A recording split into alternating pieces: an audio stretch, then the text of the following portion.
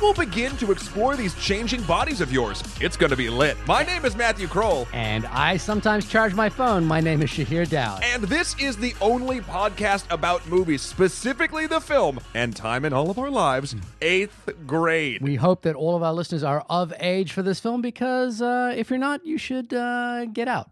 Well, no, actually, there's a whole thing about how they shouldn't get out. Have you heard about this thing? Yeah, so this film was rated R, which, as I was looking at the MPA guidance this week, was under 17, requires accompanying parent or adult guardian. Sure. Contains some adult material. Parents are urged to learn more about the film before taking their young children with them. It doesn't mean a young child can't see this film. It just means that you should go with a parent. And I don't necessarily disagree. I think it's so funny because I don't disagree really either, but I think it's hilarious that this movie has a problem with because this is a movie that even though it deals with difficult subject matter and some stuff that might not be appropriate, it's stuff that actual 8th graders most likely deal with, yet you can go see any violent movie, Deadpool, anything like that, whatever you want, no one's really batting an eye. Yeah, so this has the same rating as Deadpool. I think which is insane. The hypocrisy is that PG-13 movies are kind of in the sweet spot for the studios, so a lot of our violent summer blockbuster fare falls into that category, whereas this film, which I think should be seen by a wide audience, falls into the R category. Now, if I'm recalling correctly, there's a couple of things that are interesting about the American MPAA, which is that it is not a legally binding rating. For example, in New Zealand or Australia, the way movies get rated is that they're legally binding. You can be prosecuted for not adhering to the censors. Who can get prosecuted? The distributor, the theater chain, whoever lets you. If you let in a child to an R18 movie in New Zealand, you can be prosecuted. Whoa!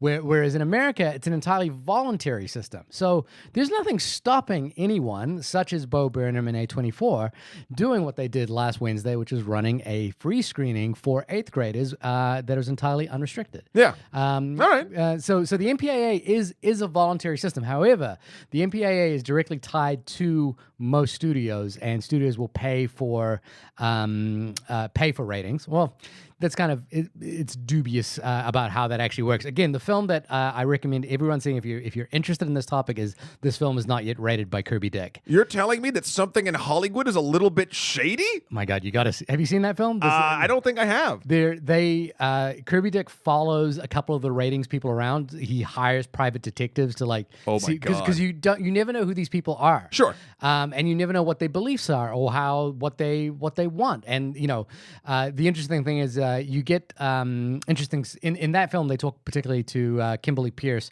who directed Boys Don't Cry. Okay. About how her film was rated harder than violent decapitations because of and not because of the rape scene in Boys Don't Cry, but because of the lesbian sex scene, which featured an orgasm.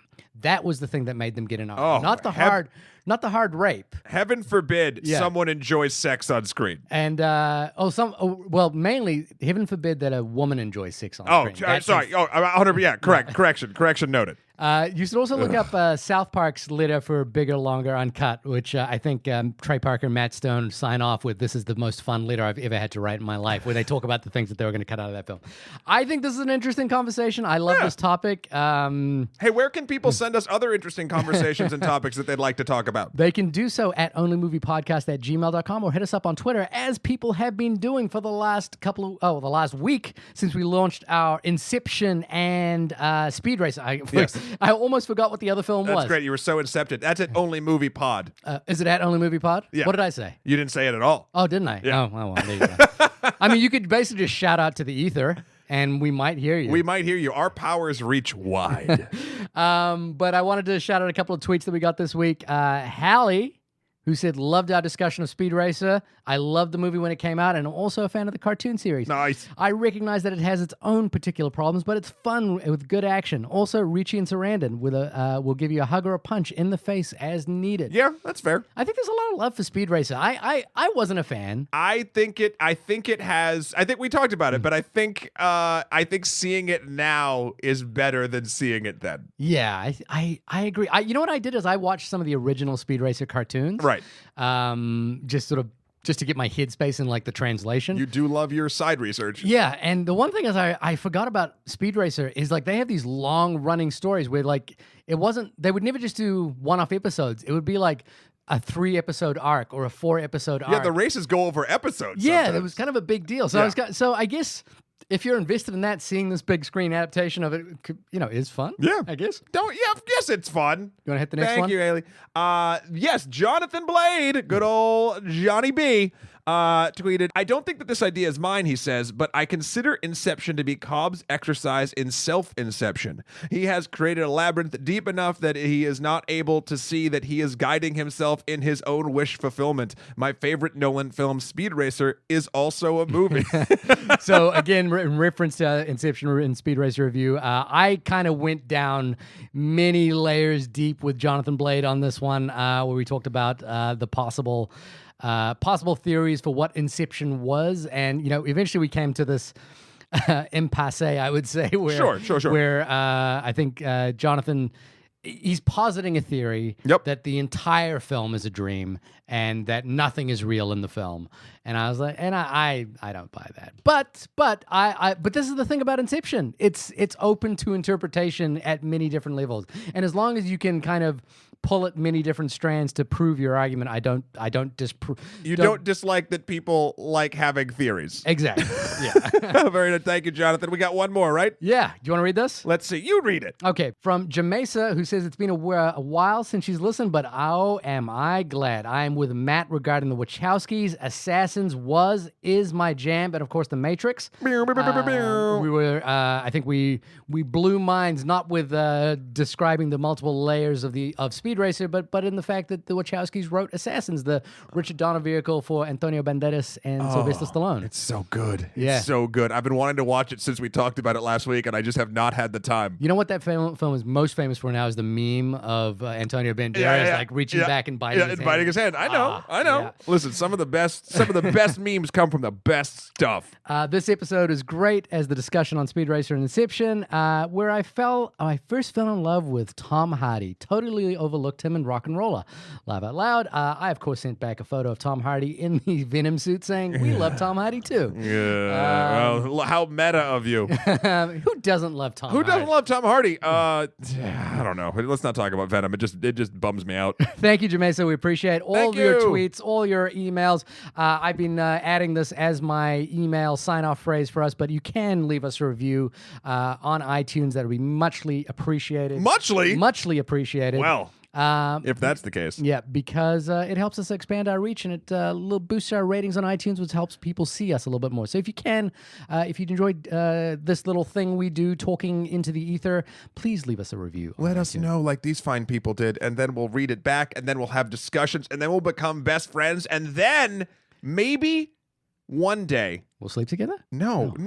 Shahir, you take it one step too far. I was going to say we get lunch, but that and then we sleep together? No. I'm married, so I don't know. And I'm in a relationship, and we don't solicit ourselves over the internet. We've had this discussion. Is this one of those things that's going to be taken out of context in years to come? Is this one of those things that is going to be on the final? Yes. Yeah. Yes, Okay. it is. All right. Of your test in 8th grade. You know what else is on the finals? Oh, is it about the Oscars? It is. What happened at the Oscars this week? I know we're gonna jump into this review of 8th grade, but let's just do a little quick recap of where we're at in the world today, which is the Academy has made an announcement. Matt, do you want me to take it away? You take it away. It's just so interesting that being stupid just isn't for the government anymore. It's for everybody. So the Academy made 3 announcements today. One, not today, but this week. The first being that they're going to push the Oscars a little bit earlier in the year. Great, I like that. Which I'm guessing for the first year that they do that will mean there will be less time. Well, you'll have to release your Oscar film a little bit earlier than you probably thought you would have. Yeah, no more rules skating. And the second was that they will limit the Oscars to a solid 3 hours. This is, of course, in the fact that the last year's broadcast was the longest they've ever had, also one of the lowest rated. Yep. This does mean that some of the technical awards will now be read out during the breaks and will be re-edited into the final broadcast, which is like a later broadcast? Yeah. No, into the broadcast that night. Because because I don't think does the Oscars play live or does it play think so. delay? Okay, so maybe it'll come. I'm not exactly sure how they're going to do that, which sucks because the people that are most deserving of Oscars tend to be the people in those technical awards. They're the ones that work the longest with the least amount of recognition. So it's a real shame that happens. You're not wrong, but at the same time, they're not bringing in all those eyeballs for advertising dollars. Exactly, and then this might be the biggest eyeball slicing moment of this particular press release, which is that the announcement of a new category of Oscar called the Best Popular Film. And how that is defined is TBA. But Matt, obviously the conversation kind of immediately circles around to Black Panther. Sure. But there are a couple of other things to consider in this. Like, what does popular film mean? Well, this is this is so dumb. So they're obviously this is all stemming from ratings chasing. That's what this is. Yeah. Because it's just not bringing in the eyeballs that it used to. And the fact of the matter is, rather than lower themselves to include popular films that might be based off graphic novels. I don't think that's the case. Well, no, I'm exaggerating for this point, but rather than include those in the best picture categories, because I'm sorry, best popular picture and best picture, it's the same fucking thing. Yeah, I mean, Get Out grossed $255 million. Is that not a popular film? Yeah, exactly. You can The Shape of Water made a bucket load of money. You can take the analytics. In any which way, and it still makes zero sense. I think, look, they tried doing this when they made, like, when Dark Knight came out, when they knew they weren't going to give it an award, but they made 10 movies in Best Picture. Yeah. So, like, they could at least say the Dark Knight's name to get a little bit of that shine. Yeah. That was kind of weird and a little bit sleazy then. Now it's just like, it's, you're, okay. Your one thing you have going for you, Oscars, is that you're elitist. Okay, like that's what it is. Lean into it. Lean into it. Don't or get rid of it. Yeah, because you have things like the MTV Movie Awards. There are things like the Indie Spirit Awards. There are all sorts of awards, and the Oscars are meaningless. Yeah, except they boost your revenue. Okay, no, I take that back. They're not meaningless. The actual merit of the awards can be meaningless, but they do mean something for smaller films that can get a big boost from them. They can mean, yes, exactly, but it's all still based around finances. So you can, and it's not just an award given out to make the filmmaker or the whoever feel good. It's a machine, and that's, again, I don't want to shit on the machine. Yeah. I just think that either lean into your elitism or drop the whole thing. Don't do this half-measure nonsense. Like, what should you do if you want more people to watch your program? Nominate legitimately more films that more people have seen. And I'm not talking about any I'm not saying because, say, what movies, like Justice League made a shit ton of money, that Justice League should be in the running. But I do think that films like Black Panther and a couple other, like, more popular, I would call popcorn films, do deserve to be in the Best Picture category as opposed to Best Popular Picture, which is basically setting up a kids' table at this elitist adult party. Yeah. And it's weird. It's not a good look. I think and what makes, and this is the last thing I'll sort of say about it from my side. And the fact that they released this with no hint, like, no one at the Oscars media people, whatever, seem to think that anyone would think this is a problem. And that shows even more than making the category how out of touch the whole endeavor is. So if the goal is to get more eyeballs, you need to be more in touch. And if you want to be more in touch, you don't do what you just did. Yeah, I don't look. I'm not on the Black Panther must be nominated train. If that's what this is about, but I don't see why a film like Black Panther couldn't be nominated.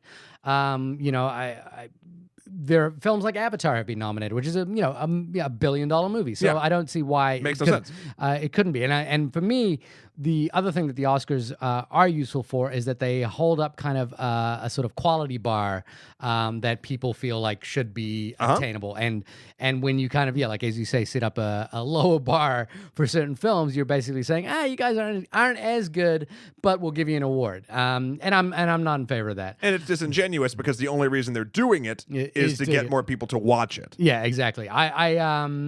So interesting things to have happened. I guess I'll see when they first play. I'm curious if it'll actually ever happen. It's got such a bad backlash on Twitter and all this stuff, and in the reactionary culture that we currently live in, if they move forward with it, that'll be very interesting. As you might recall from our Oscar episode, I don't actually watch the Oscars as well, not because I can't sit through it. I find it very well. Now they're only going to be 3 hours, Shahir, so you can actually do it. Yeah, I like to just watch the highlights or just the things that I think are interesting, Twitter highlights or what have you. So I guess I'll see when it comes out. I mean, Are you saying it's gonna be a rental?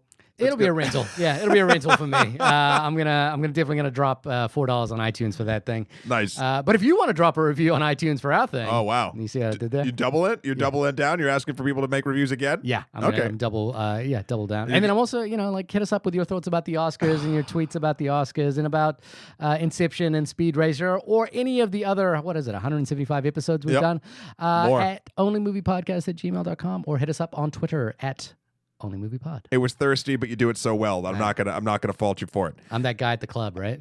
What club? The Roxbury. Yes, 100%. I'm the night at the Roxbury guy. Yeah, you are. Yeah, baby, but, don't hurt me. Listen, speaking of people that can't get into clubs, we're gonna talk about some 8th graders. We're gonna talk about one in particular. We're gonna talk about Bo Burnham's 8th grade. So wait, because I'm not from America, 8th grade is how old? 11 or 12? Is it? I think. But you're on the precipice of going to high school, right? Yeah. So maybe it's not. Maybe it's a little older. Maybe it's like 13, 14. I don't quite remember. So childhood for me, Shahir, is a bit of a blur. I don't do well with ages beyond. I feel like once I graduated high school, I knew I was 18. And then I've been able to keep track ever sort of since. They talk about there's this idea of calcification of the brain, of calcification of memories, where you basically there's a certain point at which you remember being peak you or the beginning of you. Yeah, and for you might be 18. In New Zealand, I think we have forms 1 through 7, although that's even changed now. It's standard something. Would you say you're not even in your final form? I'm not in my final form. 7 is my final form, and I didn't make it. So I think 8th grade feels like it's the equivalent of Form 2. Which is Form 3 is kind of like high school. Wait, what's Form 1? Form 1 is... How long is Form 1? It's a year. So all of these are a year. Well, grades are a year. Yeah. But there's 12 grades. Yeah. And this is also, anyone from New Zealand can write in as well because this is horribly outdated. It has not been Form 1, Form 2 since I lived. They've changed it now to another numerical system. But it feels like... So I feel like 8th grade... in my term of reference, is the year before you go to high school. Yes. Right? The first year. Yeah, because 9th through 12th. Which I feel is like 12, 13, that kind of age. No, I think it's closer to 13, 14, because if you become a freshman at 14, 15, 16, 17, 18 is 4 years. You graduate around 18 or 19, so it's probably 14 or 15. Okay, glad we got that sorted out because now we can talk about the movie. Yay! This is Bo Burnham's directorial debut, if I am not mistaken. Well, he has directed comedy stand-ups before. Theatrical directorial debut. He's directed an entire Netflix comedy special for Chris Rock. So, yes, but theatrical. Yeah, it's theatrical. Narrative theatrical directorial debut. Okay, so we got the age right. We got we're being very thorough. Yeah. Have you been a fan of Bo Burnham's comedy, or how do you feel about him? I have seen his stand-up special, Make Happy, which I really, really enjoyed, and then I've seen YouTube videos of him. Not like super deep into him. I do follow a lot of comedians, and he's just one that was kind of like he's around the orbit. I think there's a thing with me where people who are very musically gifted kind of somewhat get pushed into a different category of comedian for me. Gotcha. Even though in preparation for this episode, I went and watched a bunch of his, YouTube videos, and I was like, this dude is legitimately a great, gifted, talented stand-up comedian, and it just so happens that music is this other element that he brings to that equation. So, I would say I am becoming more and more enamored by the man. Nice. Despite not having sort of a long history. How about yourself? I've watched every comedy thing of his that I've been able to find. Yeah. I've listened to on Spotify, and I think someone even before then, had MP3s or even a CD of some of his stuff because it was just I don't know. It's something that you can listen to in a car. Yeah. And like a podcast? Yeah, like a podcast. But with music. And he he speaks to an interesting demographic, sort of, I think, of the comedy, and I won't even say audience, but of the comedy space. And actually coming up in a couple weeks, we're going to be doing Nanette. Our first comedy special, which I think is going to be an interesting conversation. Yep. And I think that we might touch on this a little bit more there, but he touches on stuff that other comedians don't touch on, even when they sort of wade into that water, a lot of the times they don't touch on it sort of as striking and as effectively as I feel like Bo Burnham does. And when I found out he was directing a film about the experience of an 8th grader in 2018, I was like, yes, this is a wheelhouse he should explore. And he's going to be damn good at it. So tell me, what are the topics that Bo Burnham touches on that make him unique? I think, I think it's topics that the topics are all similar things that other comedians do. Depression, how you sort of can feel alone or isolated, how you're not like other people. That sort of, like, that's all universal. Comedy comes from the sadness of people a lot of the times. But the way he does it, and I think it actually has a lot to do with the musical side of it, is he's going to tell you and sort of teach you sort of things he's been through that you can relate to, not only because there's situations that you probably can relate to in your own life, but along with sort of turning the frown upside down to a point and making a joke out of the bad stuff he's feeling. He's doing so musically, and that resonates, at least with me, in a more lasting, I will say, tone. Okay. So when he's singing about, and also a lot of times in his songs, he will start one place that seems logical and then fly off the handle in sort of like lost, almost like extreme quick paced thought. Yeah. Like, I don't know how I'm feeling. Oh no, now I'm gonna do this, and then this other thing, and now I got this other stuff, and I'm really angry. And like it's the thought process, stream of consciousness kind of. Yeah, it's a stream of consciousness that when I fly off the handle, I don't sing it. Oh God, I wish I would. But it's the same thing. And so the way his thought process and his stream of consciousness is very similar to how my internal stream of consciousness is when dealing with difficult situations or emotions. So that's why I've sort of been tied to him. Yeah. Well, tell us what 8th Grade is about then, if we're going to go from his... So obviously a successful comedian, a successful YouTuber, making the jump into narrative feature film. Not always a great idea. Yeah, not always a great idea, but tell us what 8th Grade is about. An introverted teenage girl tries to survive the last week of her disastrous 8th grade year before leaving to start high school. That's from the IMDb Internet Movie Database, Shahir. Okay. So it's good. I know it's accurate and probably not written by a 12-year-old. No. It is an accurate description. Yeah. Does it sell it well? No. Is it his job to do it? No. But here's the thing. So this falls into the category of teenage coming of age films. Yes. So which I happen to have kind of a fairly strong interest in. Rushmore. Well, even before Rushmore, which I think is one of my formative cinema films. I think films like The Breakfast Club, Stand by Me, were really formative in my growth and experience of how films can relate to me on a personal level. So I think those are films that if you watch at the right time in your life, like if you watch when you're 12 years old, they will make a long-lasting impression. And this falls into that category. There's been a little bit of a glut of these kinds of films recently. Particularly, the two films of note are Age of 17 and Lady Bird. Yep. But there's a couple others I would love to point out, but I think the thing that makes Age of 17 and Lady Bird relevant is that this is a female-orientated film. Yep. And I was thinking a lot about the way in if there are normative genre expectations for the teenage coming of age film, particularly as a comedy. One of the things that I expect from those kinds of films is the film to eventually engage with and indulge in the humiliation of its main character, because those films are about like an awkward person and the audience is invited to kind of enjoy how awkward they can be, or how like how their awkwardness of like plays into their into comedy. The thing that I thought was really striking about 8th Grade is 8th Grade never does that. I think 8th Grade really never allows itself to exploit her or humiliate Kayla. Sorry, I'm talking about the main actress. And that was this really striking thing, which is that at every moment during this film, there were certain things I was expecting to happen, in terms of like her interaction with people around her. I was expecting it to be basically a moment for this to escalate into like some sort of profound humiliation, which she eventually learns about and moves on from. And there is a couple of moments that get very close to that. Sure. But instead, what this film does, and what I think makes this a striking debut that makes me, in a way, want to discount the fact that he's a YouTube star, discount the fact that he's a popular comedian, and just say this is a really, really great first film by a very strong filmmaker, is that he is willing to forego the kind of yucks that you would expect from this kind of comedy, and instead stay locked in, even physically, with the camera on Kayla's face during moments of trauma, and make sure that we're not indulging in her humiliation, but we're instead zeroing in on how this makes her feel.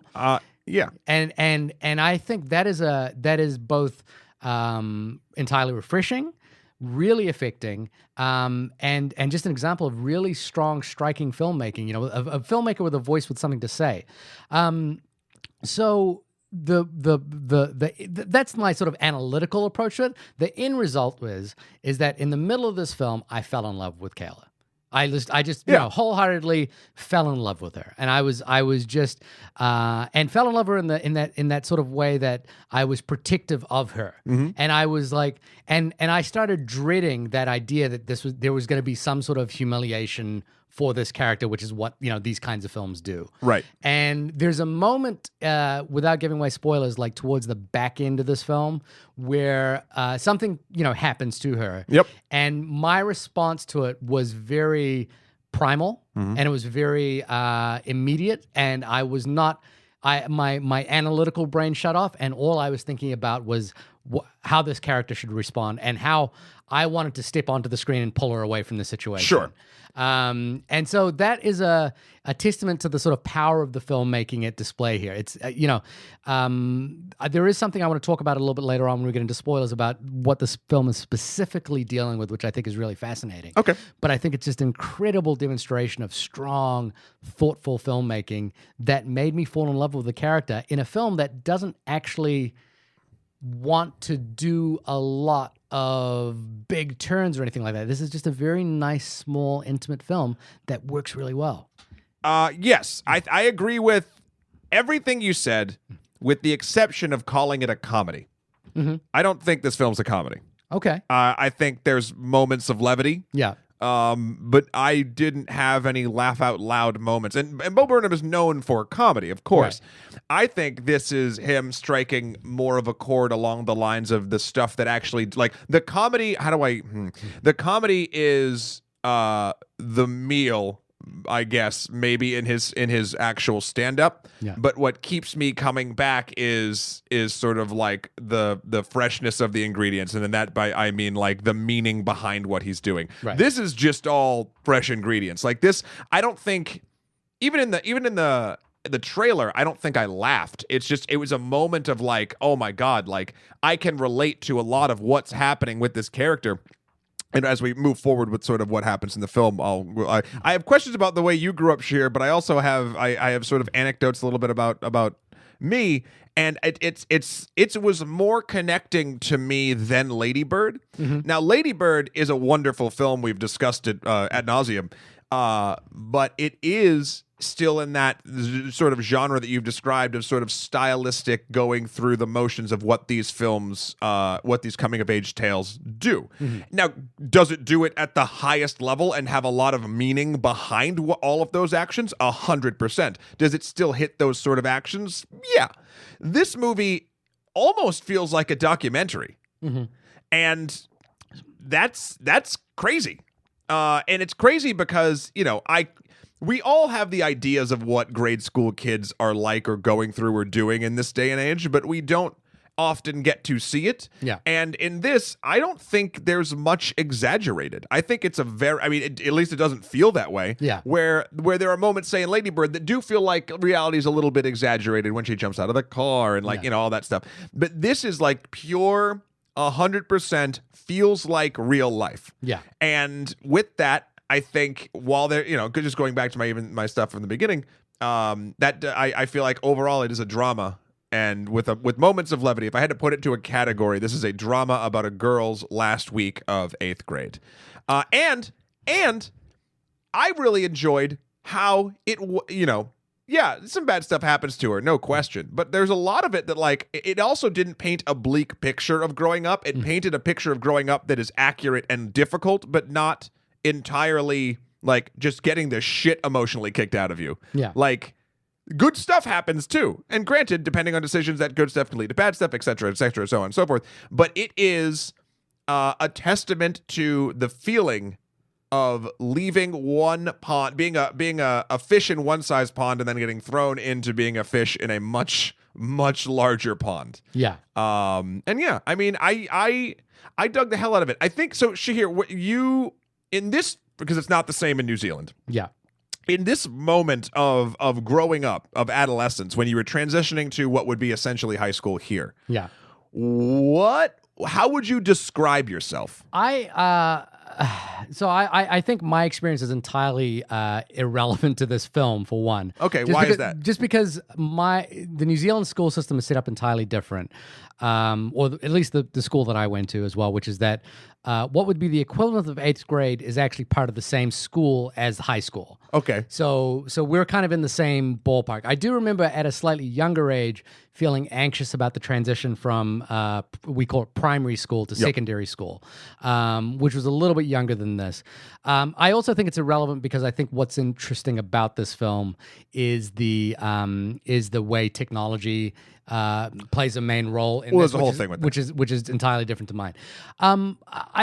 My personal experience, I have. Well, the reason, let me put context. Yeah. The reason I'm asking isn't like, because like your 8th grade and your 8th grade experience moving to high school, etc. It's more about where were you mentally and from a social standpoint. Like, were you very popular? Did you have a lot of friends? Were you a loner? Like, where did you fall in that spectrum in this course of your life? For one thing, in my situation, scale is different because I went to a very small school. I went to a private boys' school, so we didn't have females around. Sure. We had interactions with other schools, but and also it was very small. So my entire class size made up of 50 people at the most, and then by the time we finished, it was like 25 people. Okay. So the scale of my situation is entirely different. But the emotional feeling of it could still feel the same depending on where you're at. Here's what I think would be more relevant is to think about. I guess in my situation, I would say I wouldn't say I was like the most popular kid or anything like that, but I've always been fairly self-confident, fairly strong-willed. I didn't have too many issues with other people or interacting with other people in my classmate. I didn't really feel particularly withdrawn or anything. Okay. I don't think I had any of those kinds of issues. And again, the scale means that even if I did, they're not on a scale like they are for Kayla. Right. But you had a couple friends, and you I had friends. But I think what is relevant is I did know a person whom I didn't interact with who was the weird kid. Sure. And this film made me think about that person. Huh. And think about their experience, which was from a different perspective than just being, quote, the weird kid. Yeah, exactly. So I think I thought about that. How about you? Well, I was just 8th grade to high school was a weird time for me. And again, I was not how do I put this? I was not popular, but I was not a target. Does that make sense? Yeah, I would say I was kind of in the same. Here's the difference. I feel like a much weirder, less confident kid than you've described yourself to be. And I think I did some weird shit. Up till 7th or 8th grade, I think the weirdest thing I ever did was I had this thing like after school we'd make like movies and whatever, like just fun little stupid stuff. I hijacked an animation club and turned it into a filmmaking club. And in that sort of ire, I also sort of we did a bunch of like crappy like cardboard cutout Batman movies. Right. And then like it escalated to like a point of weirdness where like one teacher would keep me and Robin's costumes in his closet, and like they'd started calling me like Bruce, and like it was definitely like wasn't like a. This is the weird thing. What I'm describing sounds super lame. Yeah. But no one made fun of me for it. Right. But it kept me from being accepted enough to actually be popular. So I don't know if there was something where like I was at least socially okay enough in various conversational pieces where people would put up with this amount of weirdness, but would not ostracize me for it. Gotcha.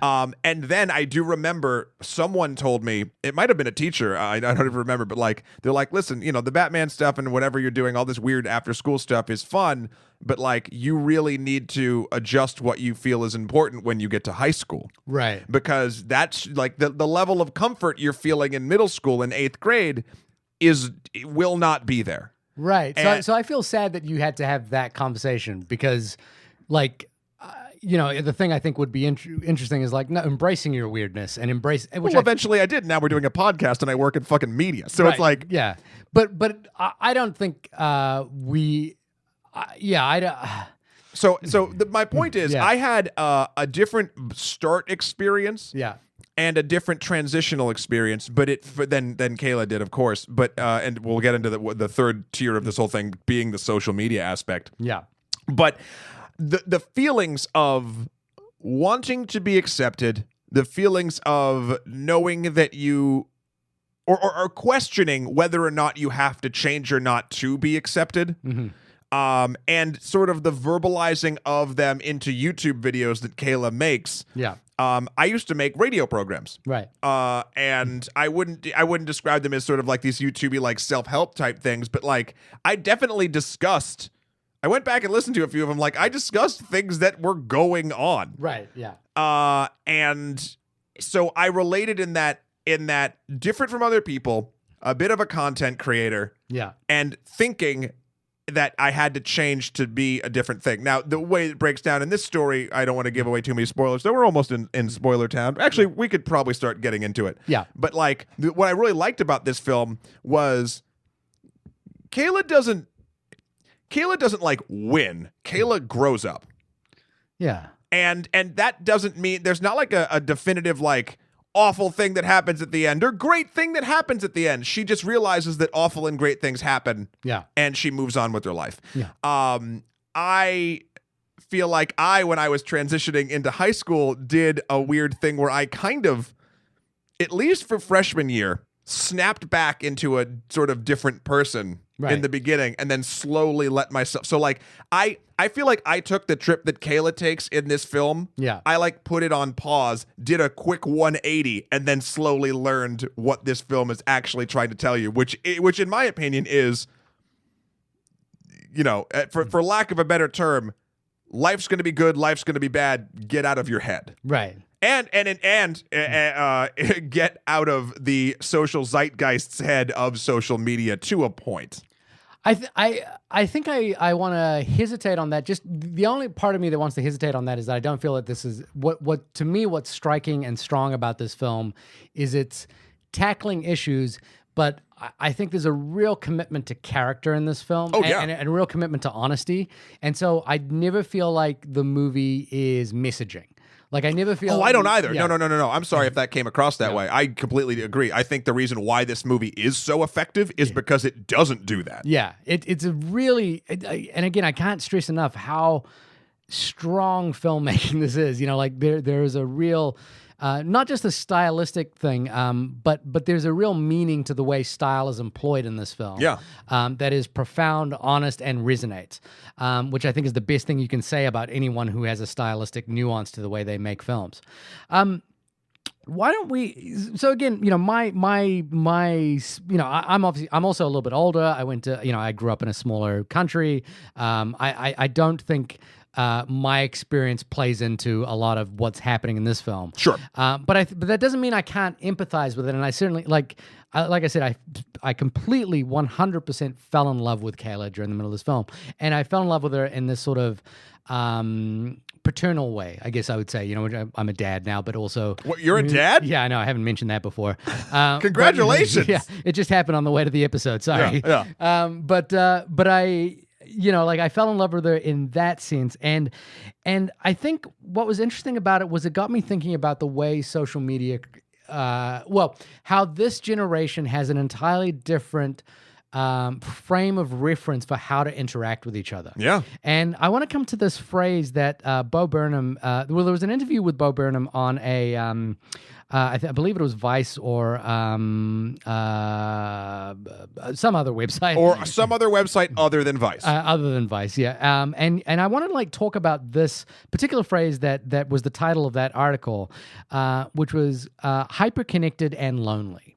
And I think that was an interesting framework to think about where this film places itself in terms of how to deal with social media or how to tackle the topic of social media. Because I think a lesser film would, and there are examples of this, by the way, where films are dealing with social media as an almost boogeyman or they're the main subject of the film. Whereas I think, again, this is a film about a character where social media is the fabric of which that makes up that character. Right.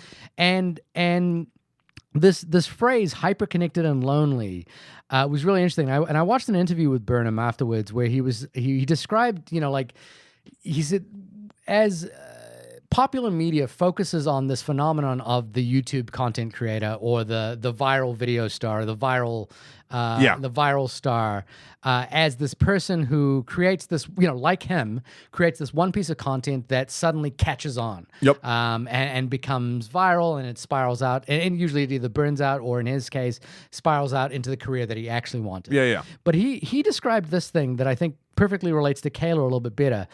He says the majority of the internet is talking into the void and not being seen. And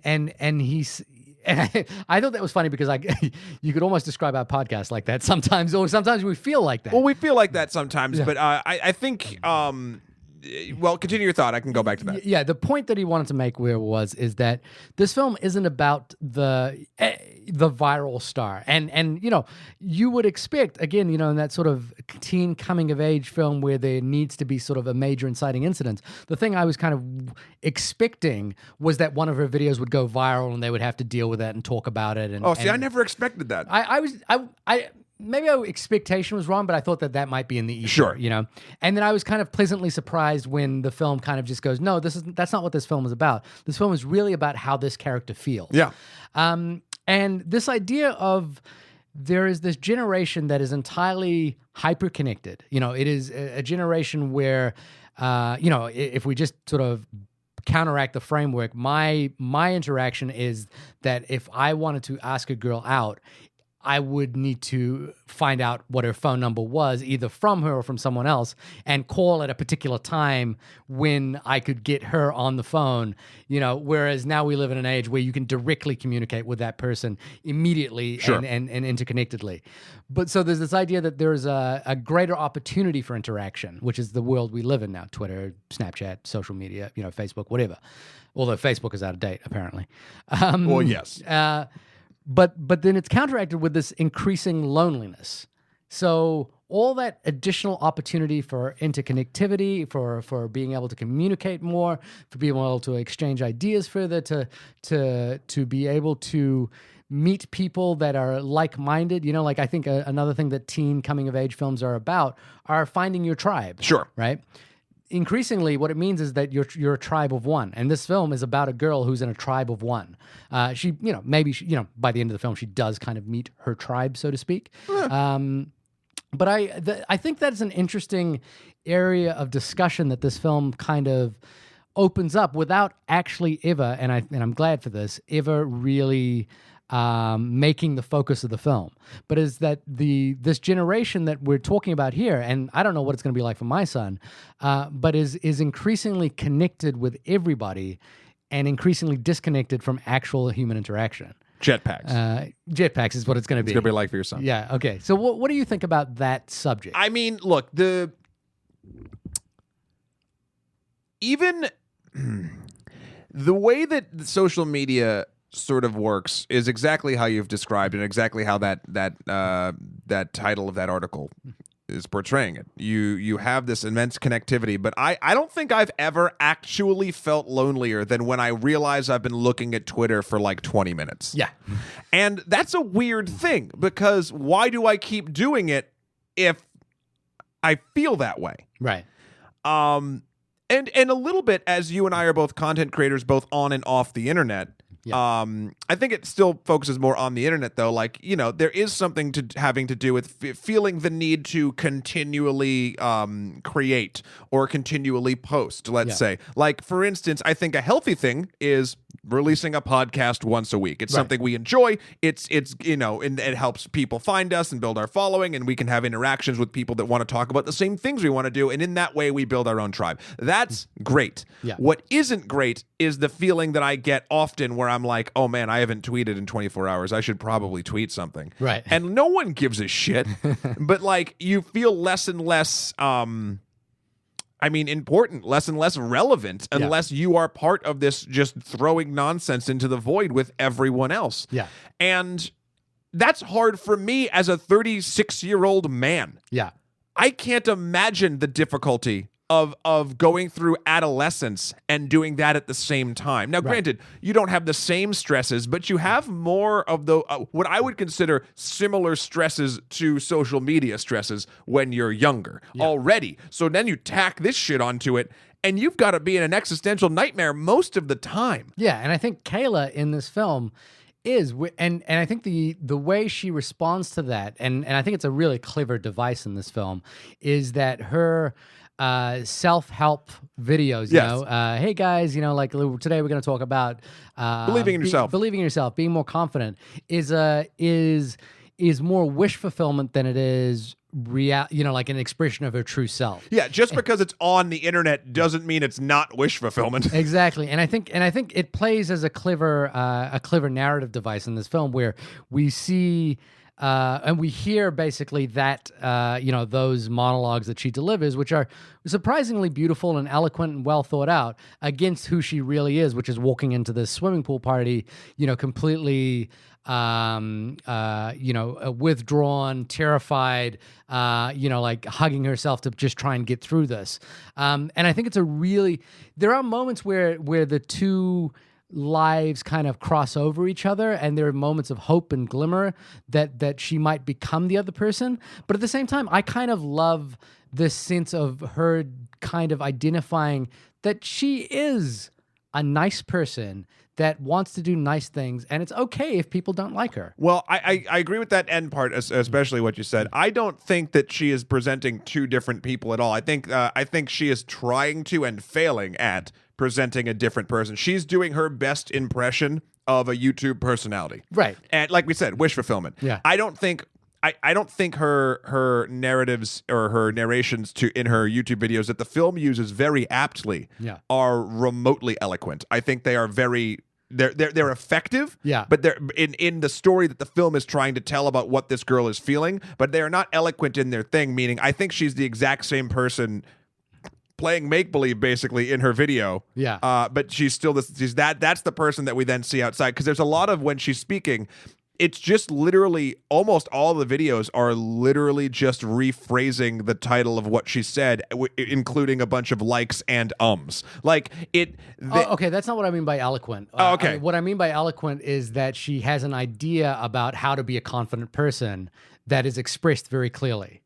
Right. Oh, see, I don't think it is expressed clearly. I think she uses a lot of platitudes, and the counterpoint of those platitudes is what's going on in the actual film, and then that all comes together. Exactly, but I think the film does that. I don't think she does that in the film. I think, like, for example, her like the argument that she makes about how to be more confident, and we see her.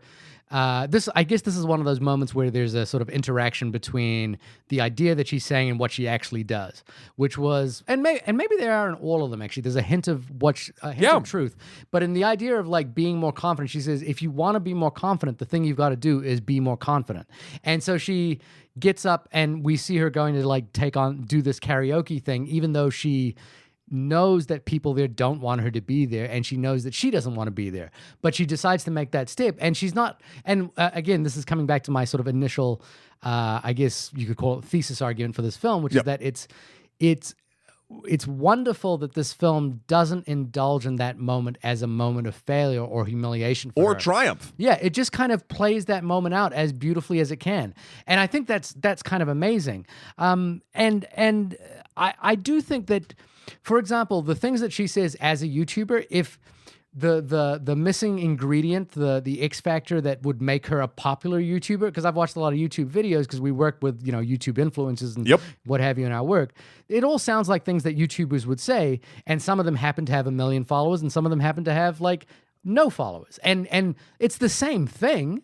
Well, it's the same. It's the same underlying content, It's but the same content, but yeah. it's different wrappers. It's the different Yeah. packaging. Some people, have millions of followers and they say these kind of inane things. But they say it with more confidence, and they say it with more flash, and they say it with more excitement, or I whatever guess the thing emotion is. As well, I felt that the character, what I loved, and structurally that's the way this film does it, is that the character is basically giving a sort of wish fulfillment version of herself, or a version of herself that kind of succeeds in all the way that she fails.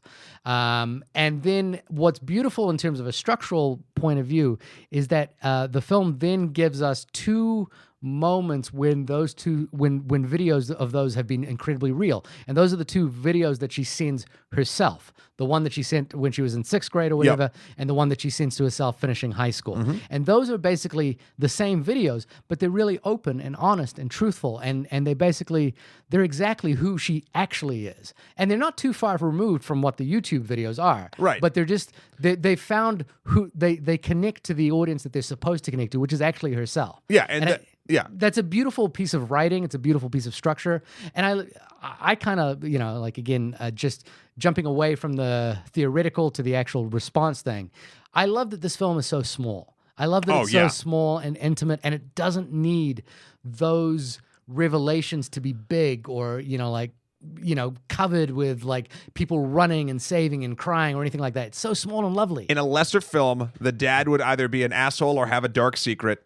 The friend she meets in the high school shadow day would ditch her, but then like see the error of her ways. Like everyone would kind of have an arc, and this movie isn't about other people's arcs. It's about Kayla's arc. Yeah, and it's so well done. I think that pool sequence when she's walking up to the door and then like having to stand outside in the I think that is an extraordinary. That will go down right now as one of my favorite sequences in any film we've seen this year. Yeah, it was good. It's extraordinary. Do we know who? I'm going to look this up right now because I don't have it right in front of me. Who shot this?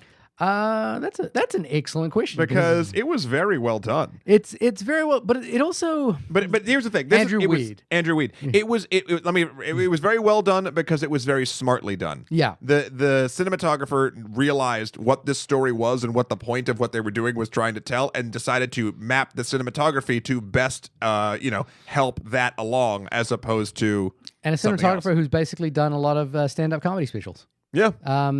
I guess you said something very early on that I like. What is up, internet? The Shahir Twitch kind of like twitched, which was this idea that this film wasn't a comedy. Yes. The only reason I didn't want to touch that necessarily, though, because I do disagree with you, is I didn't want it to get us into a debate that we have all the time, like the superhero film debate when we came to psychokinesis. I feel like it's a debate we've had many times because we get caught up in semantics. Sure. Well, we got 5 minutes left. We can do semantics. I do think that this is a comedy in the way that great comedies can be funny, but also have profound meaning to them. But what was funny in this to you? I found a lot of her interactions about, like, for example, trying to look up how to give a blowjob.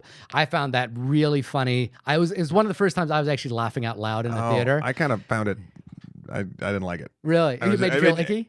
I was just like, I don't like it. It made me sad that kids are doing that. But I guess if we're going to talk about genre, I think the thing that comedy does well is it allows us to laugh at the absurd or the profoundly sad. Yeah. And I think that I didn't find it profoundly sad. I found it kind of amusing because she's not in any immediate danger. It's just how she's kind of like trying to navigate this world. And then like her getting caught by her dad with a banana, and he's like, I'm sure you didn't like bananas, and she eats this banana in front of him. I found all of that pretty funny. And I think that all works on that sort of very stock standard kind of comedy, sit up an expectation and defy it. There are comedy moments in this film. I'm just saying, if the only reason I would even go down this road is that I think this movie, the point of what it's trying to do and the strength at which it's doing it is not pointing at the comedy. It's pointing at the at let's call it this way. It's pointing at the humanity. And humanity in this film is legitimately portrayed. One of the best ways I've seen humanity portrayed at this sort of age group in this particular part of the world is there. Sometimes there's funny stuff, sometimes there's happy stuff, sometimes there's dark stuff, sometimes everything works out, sometimes life just shits on you. And so I see it, and when something is like that, I see it more as a drama, because drama might even be the wrong word, but I don't know what the other category is. I think a better description would be coming of age. I would never. Yes, it's a coming of age story, but I would never describe this film as, go see Bo Burnham's new comedy, 8th Grade. So I guess maybe that's a distinction between what I like in comedy versus besides like American Pie as a comedy. You know, that's not a particular comedy that I really, really enjoy. What I really enjoy is comedy that speaks the truth. And I found that the comedy in this film isn't laugh out loud because it speaks the truth. Sure. And that's what I really respond to. And I still think it's a very funny film. Sure.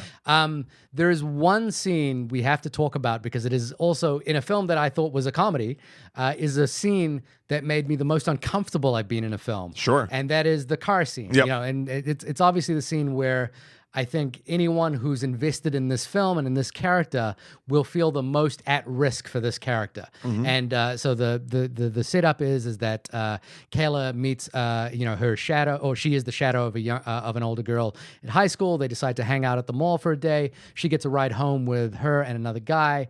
The high school girl gets dropped off, and the guy and Kayla are left in the car alone. He begins to, create a situation that is going to go down a very dark path for a girl who's just nowhere near ready for that.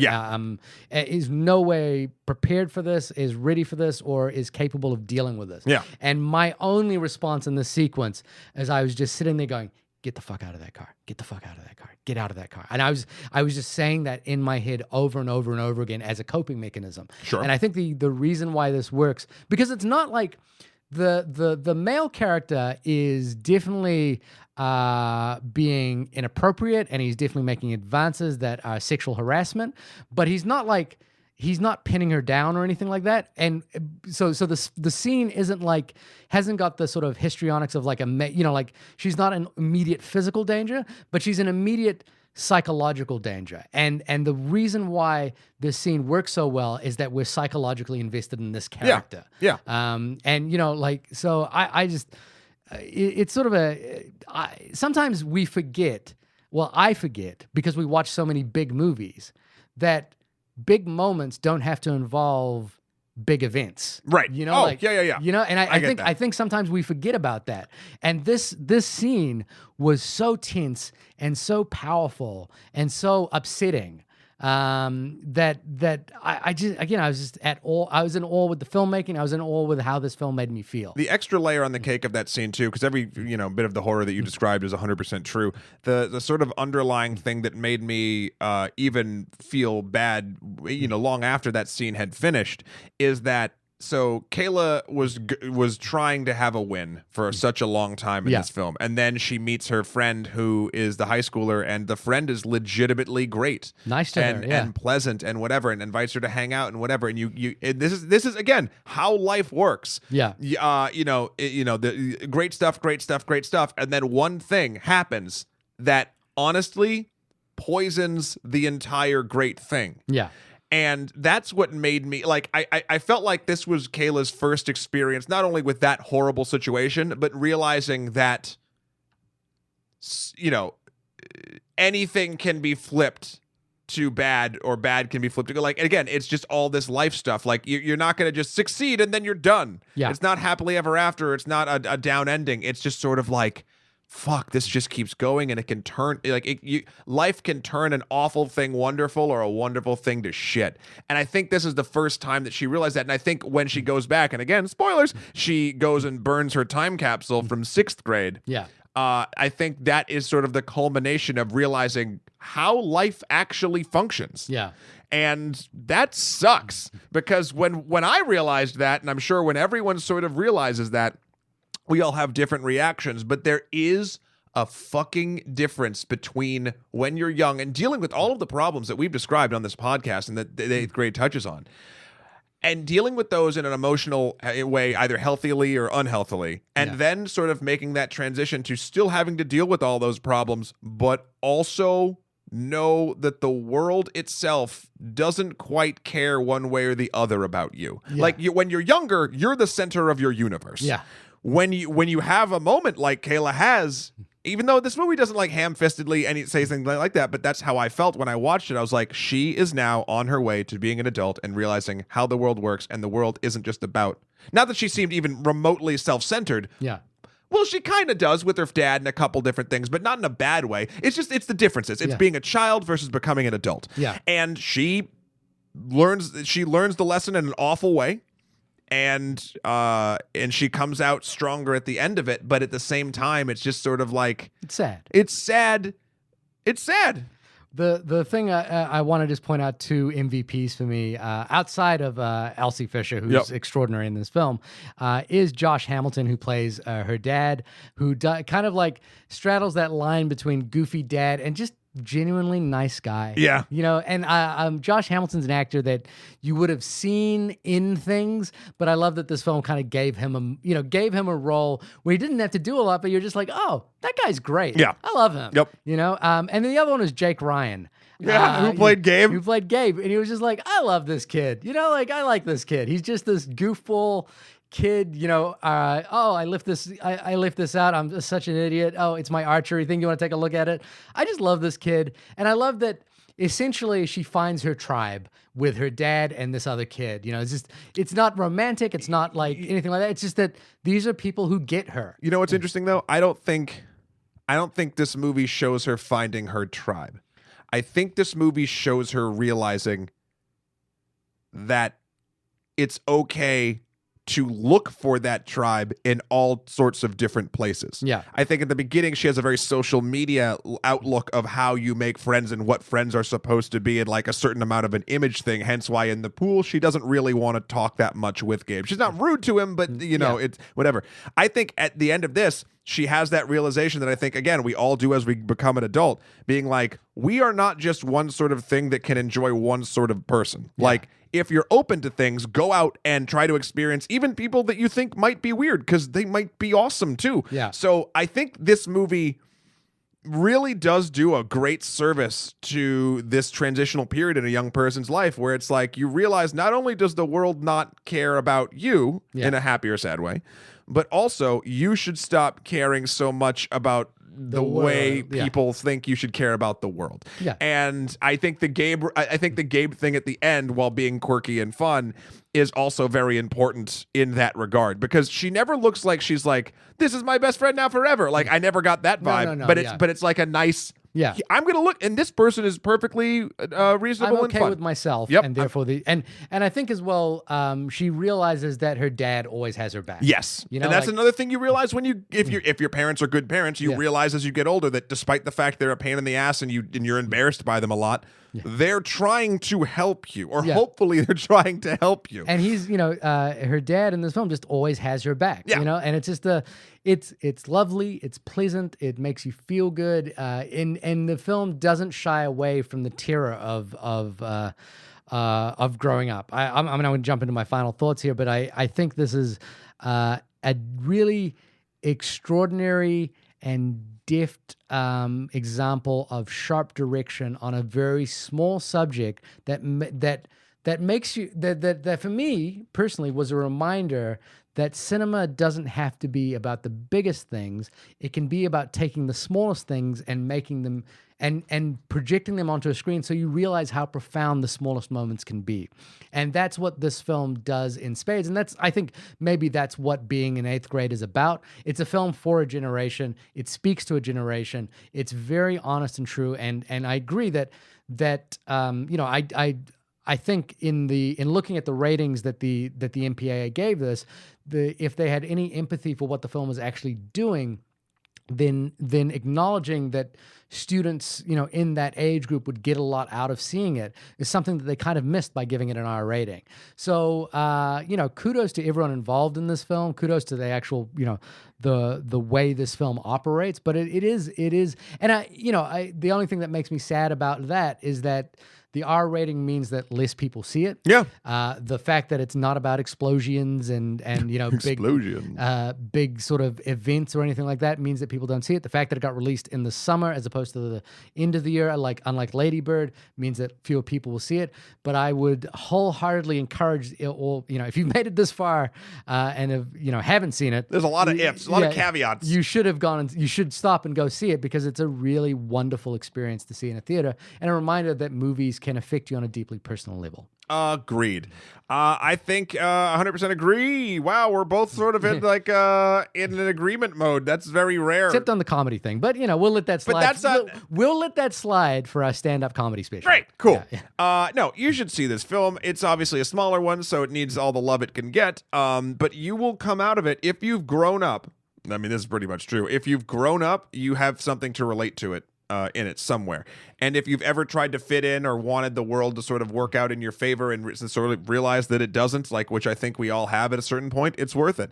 And I think it would do a service to young people who might not have had that moment yet to sort of show that moment in a real context that is correct with the day and age that they are growing up. So I hope that more free screenings possibly happen. I think it does actually highlight a problem with our rating system. That they're not the people rating our films. Granted, it would take a lot of time, or maybe it wouldn't. I don't know.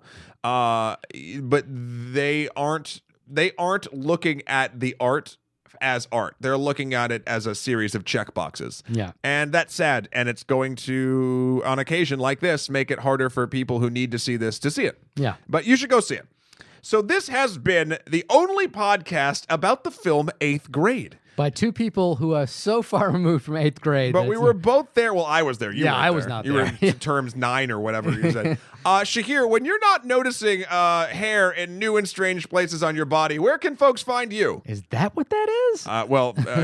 If it's not hair, I don't really know what. It's a series of snakes. Oh, my God. I need to get out of here. My website is www.shahirdaud.com. That's SHAHIRDAUD. Matt, are you pulling out a Batman costume out of the closet? What is that? What are you doing? When I am not Dark Knighting all over my 8th grade math class, you can find me at mattthewkrol.com for all my life and work schedule. The number 4 PREZ on Instagram or Emperor MSK on Twitter. If you'd like to pull me out of those 20-minute moments where Twitter is just going and I don't see a thing I like.